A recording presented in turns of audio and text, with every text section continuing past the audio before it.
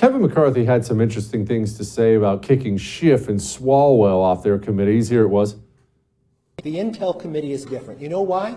Because what happens in the Intel Committee, you don't know. What happens in the Intel Committee, although the secrets are going on in the world, other members of Congress don't know. What did Adam Schiff do as the chairman of the Intel Committee? What Adam Schiff did, use his power as a chairman and lie to the American public. Even the Inspector General said it. When Devin Nunes put out a memo, he said it was false. When we had a laptop, he used it before an election to be politics and say that it was false and said it was the Russians. When he knew different, when he knew the intel, he used his position as chairman, knowing he has information the rest of America does not, and lied to the American public. When a whistleblower came forward, he said he did not know the individual, even though his staff had met with him and set it up. So no, he does not have a right to sit on that. And if you want to talk about Swalwell, let's talk about Swalwell, because you have not had the briefing that I had.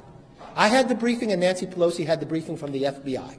The FBI never came before this Congress to tell the leadership of this Congress that Eric Swalwell had a problem with a Chinese spy until he served on Intel. So it wasn't just us who were concerned about it. The FBI was concerned about putting a member of Congress on the Intel Committee that has the rights to see things that others don't because of his knowledge and relationship with a Chinese spy. Bryan, tell people about the House Intel Committee. The only thing I know about it was all my time on Capitol Hill campaigning, trying to raise money, things like that, or just seeing friends.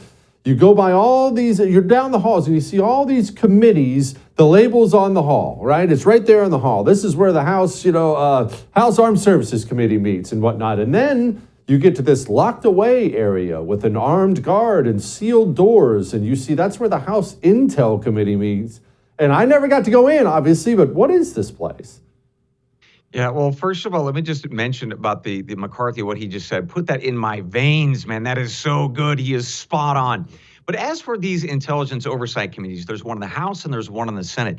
And these came about really back all the way into the 1970s after there were some really horrific things the intelligence community was doing on behalf of the American people, allegedly.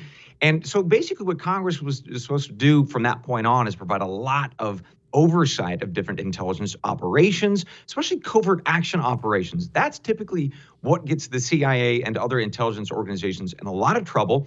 They basically are responding to the president who says, go out and kill this person or that group of people or blow up that building or sabotage that ship, etc. That's the stuff that the intelligence oversight committees on both the House and the Senate are supposed to be monitoring to make sure it doesn't go off the rails legally, and then to watch the performance of it. Is it effective? Right? Does it actually accomplish the goals that the president has set out? So those oversight committees are supposed to be doing those kinds of things.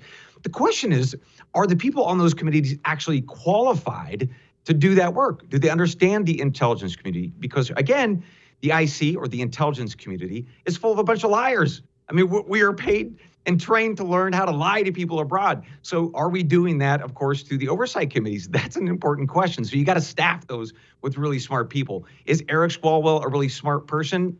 I don't think so. He also has this clear problem in terms of a counterintelligence issue. That's a second massive concern. So there really is a really problem when you don't staff these oversight committees with smart people who know what they're looking for.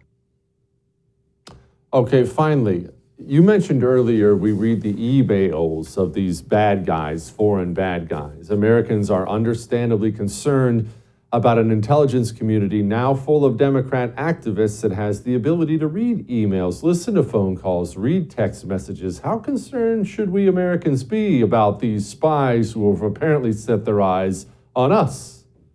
Well, look, it's an absolutely fair concern. And again, that's why these committees are so important, is to make sure that they are looking constantly at what are these searches all about and why are you engaging in these searches for any kind of U.S. citizen or person. Now, there are rules and laws that folks in the NSA and the CIA are supposed to be following before they do any of that kind of stuff. There are some hinky little shortcuts that some of these operators will take if they want to, let's say, spy an ex-boyfriend or an ex-wife or something, right?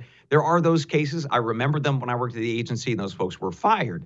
But the issue is when you've got these highly politicized individuals willing potentially to use those powers for ill, who's watching over that? The Inspector General, the leaders of these agencies like James Comey, all right? It ends up incentivizing people to use these powers for their own political ends. And when James Comey gets off scot-free with doing what he did, that just incentivizes people to do it even more, right? So I think that the American people have every right to be asking, hey, have we given the NSA and the CIA too much power? Do we need to rein that in? There are actually some Democrats who also believe this is a problem. Ron Wyden is a senator in Oregon. I will tip my hat to him and say he is one guy who's been on top of this privacy issue for a long time of both the CIA and the NSA. So yes, it really is a bipartisan concern, should be nonpartisan. There are some profound powers. And oh, by the way, the numbers of people in the intelligence community, the numbers of employees, has ballooned over the past 25 years. That we should also be looking at, because we have too many people with now profound powers that, unfortunately, some percentage of them are going to be engaged in impropriety. We should be concerned about that.